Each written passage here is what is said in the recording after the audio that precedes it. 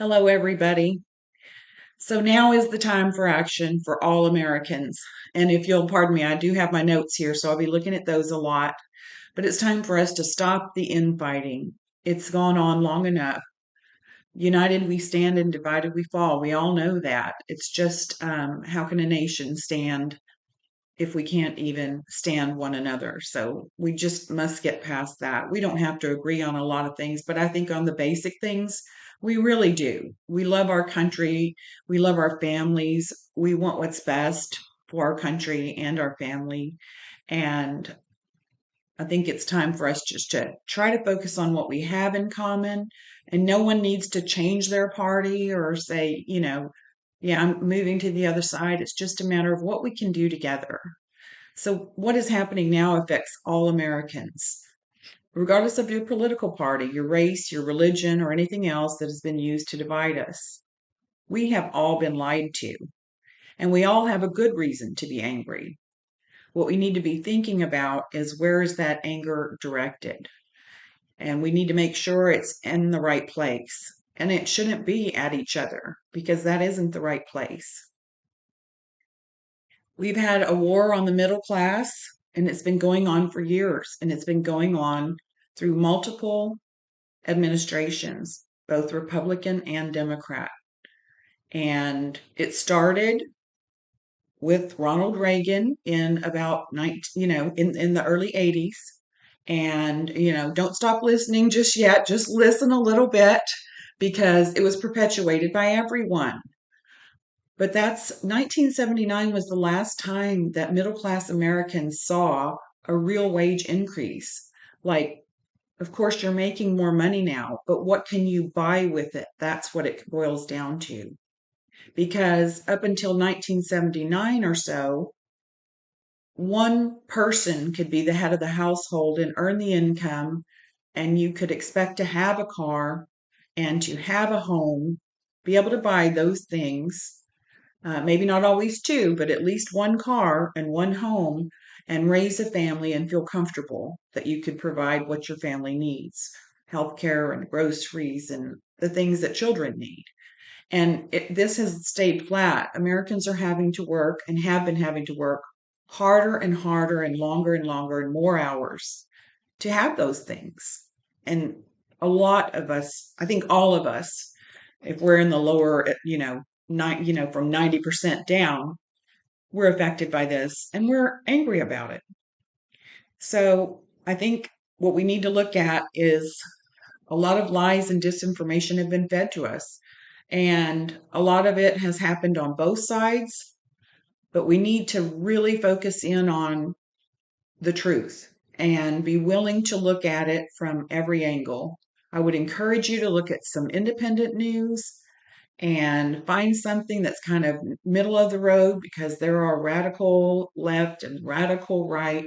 And the people I'm talking to are not radical in either direction. We just want what is good for our families and we don't want to be lied to. Some of the things that I do is just look at some news sources that are, they just have a long-standing reputation for being non-biased. They just put it forward the way it is. Um, the AP is one. The Associated Press has been doing its thing since the late 1800s and has been a leader. There are, some things in other, like in public media, but I don't think if you're a Republican and you're trying to feel the other side a bit, you don't want to go to CNN or ones that are super left leaning. And the same if you're a Democrat and you're kind of want to know what that side's looking at, you don't want to go to Fox News. So find something that's moderate and do your own homework. I found so much, like when I want to know about a specific number, um, gross domestic product or the deficit and who did what and when, and all of those things you can find on your own and you don't have to go to any other source. So just make a list of the things you really want to know and do it that way. So, but we've been receiving the lies and the disinformation from politicians and through tremendous interference from foreign enemies. And our foreign enemies do this because they want us to be divided, because when we are divided, we are weak. And that's what your enemies want. So it's time for all of us to wake up and see this for what it is. And we must do what it takes to reveal the truth and to act upon it. We have all been manipulated by the wealthiest people and corporations in the US. And that's true, whether you're right or whether you're left, whether you think Musk is horrible or whether you think George Soros is to blame. Wealth in politics has had for way too long an influence, and now it's getting greater and greater and greater. The amount of influence they have on middle class America. And we have seen as their profits have grown and grown and grown, and this is literally the chart, like they're since 79, how they have grown and how we just stay the same. And that is a fact. You can look that up. That is not going to be hard to find out. And we're tired of that. We want we want it for ourselves, because these corporations and wealthy businesses would not be so without our money, and we deserve a lot better than we've been getting. So there are a lot of things that we can do to put a stop to this, and some of these things we need to demand and put before the people to force comprehensive, transparent, and punitive campaign finance reform. That keeps everyone out. No matter which side you're on, you don't want the other party, to have so much influence based upon wealthy individuals giving money to support their cause. So if you're a Republican and you're like, well, George Soros is the one, well, you don't want him donating all this money to the Democratic Party. Well, and we're going to be the same. I'm a Democrat, but I have, most of my friends are Republicans, and I have a lot of family. Anyway, we all get along just fine. So I don't like to see people like Musk and people like Zuckerberg and, those types to be having so much influence. And as far as all those big tech bros, um, they've been one side or the other. You can't just say this is like a Democratic problem or this is a Republican problem, because they have been on both sides, and they will switch in a heartbeat if one looks like more promising for their needs. And their needs are more wealth, more tax cuts, and less regulation. And this less regulation directly harms the middle class and the working people, because we all want our families to be safe. So saying that, well, we're just not going to worry about the air pollution in certain areas, and we're not going to worry about what leaches into the ground and the groundwater, or what directly flows into the rivers. This is our air that we breathe, and this is the water that we drink and we shower in and we give to our children and we make our coffees and teas with, and all of that. And these things are important for our well-being. It can't just be where it's all made easier for them, and then we count on them to take care of us, because we know well enough how to take care of things. And certain of these things are very important to us, and we need those. We need those protections, and we don't need those stripped away. Right now, these billionaires are seeing the fruition of their years long efforts. They're benefiting financially in huge and destructive ways. And all of our futures are at stake due to consistent allowance of their influence. Middle class Americans have seen no increase in real wages, as I've mentioned, since 1979, and this is not acceptable. Everyone with a sound mind wants the government to act on our behalf, and none of us wants waste, fraud, or abuse in the programs and agencies that our tax dollars fund. There is a responsible way to do this, however, and it's not by gutting our agencies and firing everyone. When you fire everyone with abandon and you're not looking at what people are doing individually, that's a disservice, because these are all services that help us as a nation, whether it be national security or whether it be financial protections. Um, and we certainly don't want to see our veterans being fired. So far, we've lost 6,000 veteran jobs, and as many as 83,000 more are possibly going to be cut. That number's been thrown out. We don't know, but we do know that 25 to 30% of the civil workforce are veterans. They're people of service, so they will often serve their country in the military, retire from the military, and go into public service. And we're literally throwing the baby out with the bathwater there, and that's no way to treat our veterans. So, to do this responsibly and with real transparency, if we wanted it all looked at, what you need are nonpartisan forensic accountants, nonpartisan attorneys who work for the people. Get a group together that can look at several departments and give them an allotted amount of time. And this time is not days or a week, it takes months.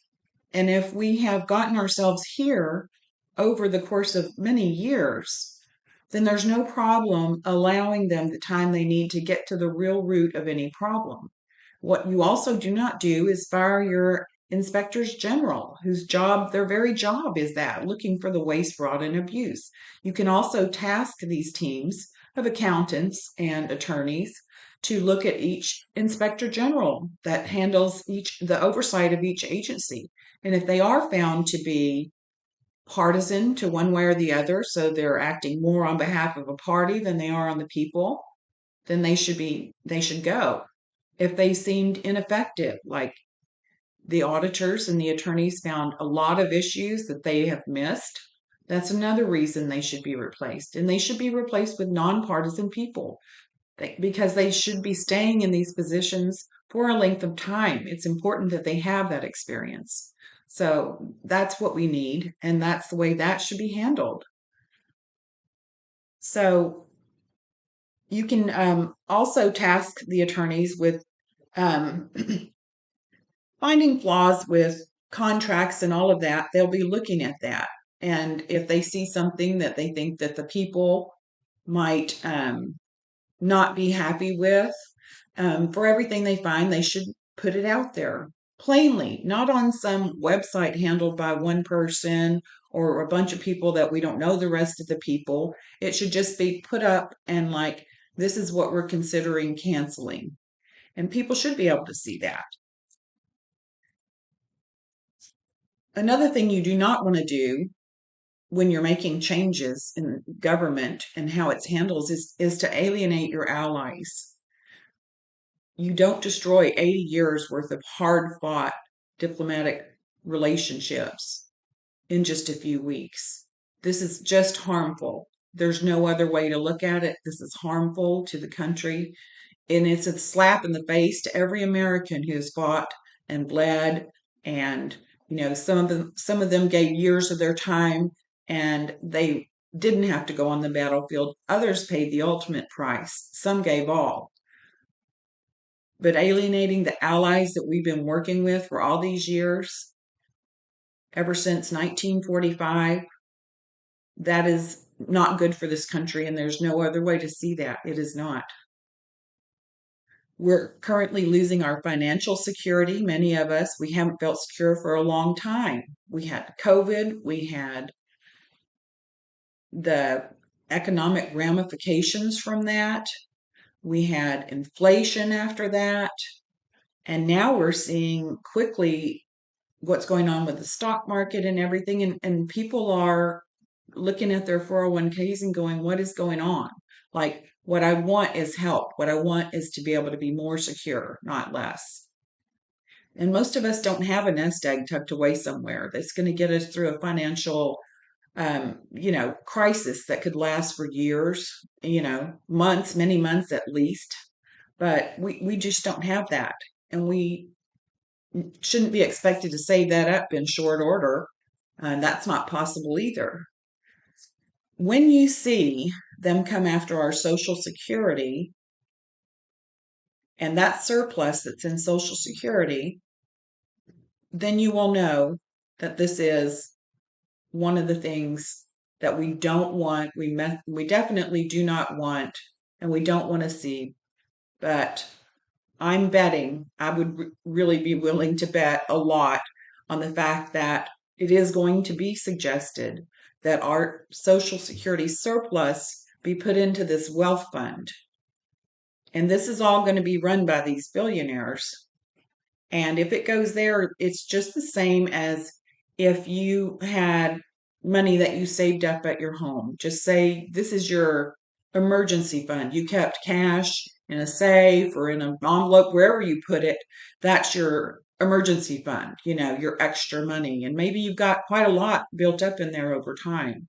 And then someone comes in and advises you that we should take this to the casino, because that's exactly what this is. It's gambling with the people's money. Social Security is not an entitlement. You have paid into, I mean, you are entitled to it. Everyone is, but you've paid into this. It is your money and you deserve it. You deserve it to be there and not to be messed with. So if you hear rumblings of the use of the Social Security surplus, and especially to go into this crypto wealth fund, then that is exactly gambling, because everything crypto is based on speculation. It's purely speculative. There is no value in and of itself. So I just think it's really important that we focus on our uniting now, on our fighting back now.